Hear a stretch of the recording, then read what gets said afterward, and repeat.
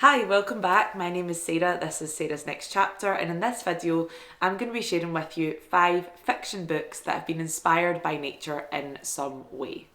So, I just want to preface this video by saying I actually was considering filming this outside, but the lighting would have been a bit crazy, and my neighbour is doing work outside in his garden, so noise wise, not ideal. Also, want to start this video by saying this video is actually inspired by a video that I saw by Nat Cat's Bookish Cafe here on YouTube. So she actually did a video called Nature Horror Book Recommendations, and I watched that a few weeks ago and I really enjoyed it. And I thought, oh, I would like to do something similar to that, although not genre specific in terms of like these aren't all horror books, although the majority of them are. So anyway, without further ado, let's get on into it, and I'm going to share with you the 5 fiction books that have been inspired by nature that I think you need to read.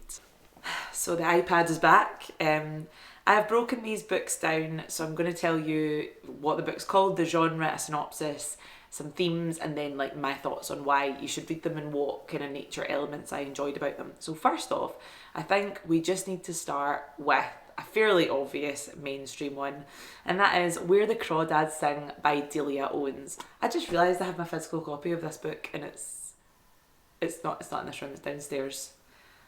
I can't be bothered going to get it, I'll just insert it somewhere. So when I looked this up, it said it was a coming of age mystery, which I thought was kind of interesting. I guess it is. It's definitely a murder mystery. So the synopsis is, this is set in the 1560s, and we follow... What? The 1560s?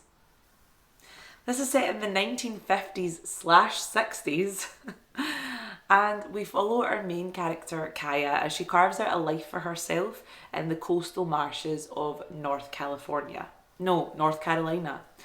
Wow, this video is really starting off strong.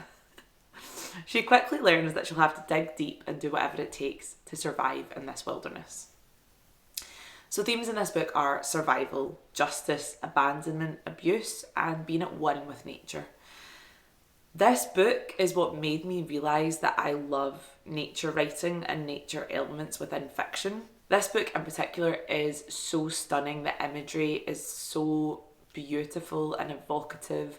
I have unfortunately never been to North Carolina. Would actually love to go, but this book made me feel like I was in those marshlands right there with Kaya, and I can truly say I've never read anything quite like it. I absolutely love this book, so I think you should read it. I would also recommend the film adaptation. I think it is good, but obviously nothing compares to the book. We know that.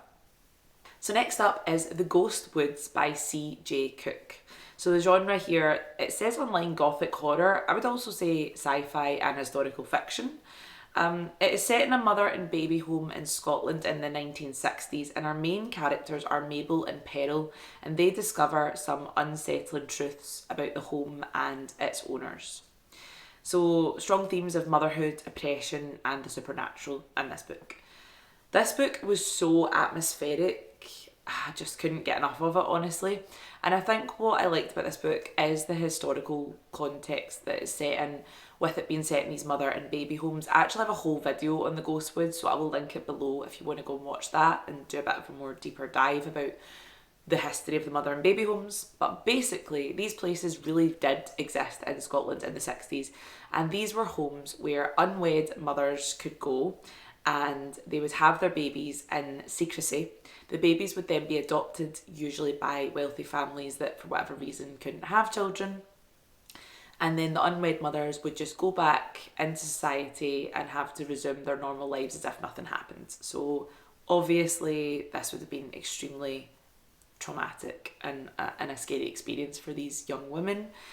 So I think that's what I liked about this book, is that it was grounded in like real elements from history.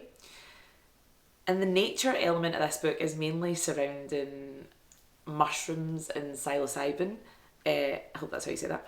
I don't want to say too much more about it because I really would hate to spoil this book. I think it's good to go in not knowing a lot about it. I didn't know a lot about it, and I thoroughly enjoyed this one. I think you'll be hooked. So next up, I want to recommend to you The Bog Wife by Kay Cronister. So the genre of this one is an Appalachian Gothic horror. And here's the synopsis. So after the death of their father, the Haddersley siblings must navigate a broken supernatural pact they shared with the bog their house was built on. So themes in this book: sibling dynamics, environmental exploitation, endurance and trauma. I was particularly drawn to this book because of the sibling aspect of it. I have 2 sisters myself. My husband has 4 siblings. My dad's one of 6. My mum's one of 3. So just, I'm very used to that like sibling dynamic and the roles that we all play within our family. I just find that really fascinating. This book was very claustrophobic feeling. The bog has such control over these siblings' lives. It really reminded me of like a toxic relationship, in the sense that the siblings are so in tune and so hyper vigilant on what the bog is doing and what it might need, and how the bog is doing directly impacts how they are in their moods and the atmosphere. So it really reminded me of like that toxic relationship thing. And this one's kind of divisive. I've seen really mixed reviews on it. It was a 5-star read for me. Like, it was one of those books that I sat back after I finished reading it and was just like staring into space for 5 minutes to like process it. I will say, I think maybe, well, it is a horror in a sense, but it's not scary as such.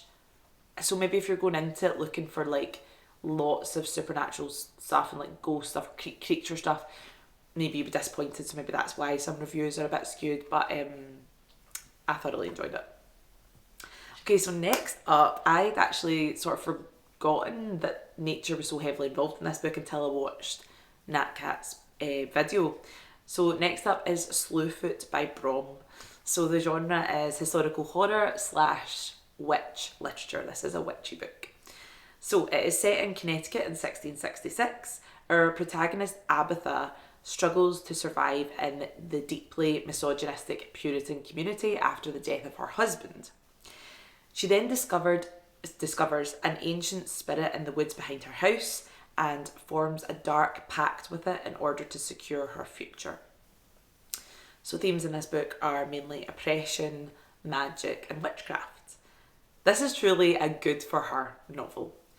I always think of the song Who's Afraid of Little Old Me by Taylor Swift when I think of this book. Listen to that song if you want to get in the mood to read this book, because that is just this book for me, to be honest. I feel like I've said this quite a few times in this video, but I truly have never read anything like this book, and I think the fact that Brom is a horror artist really gives this book a different feel to anything I've ever read. There are, so I'm really actually annoyed I read this in my Kindle. I would highly recommend getting a physical copy, because there are artwork by Brom at the start of every chapter, and it looks good on a Kindle, which is saying a lot. I only have a paperwhite Kindle, so it's all like black and white and all that. It looks good on that, so I can only imagine how it will look in the real life book. I actually really need to pick a copy of that book up and treat myself.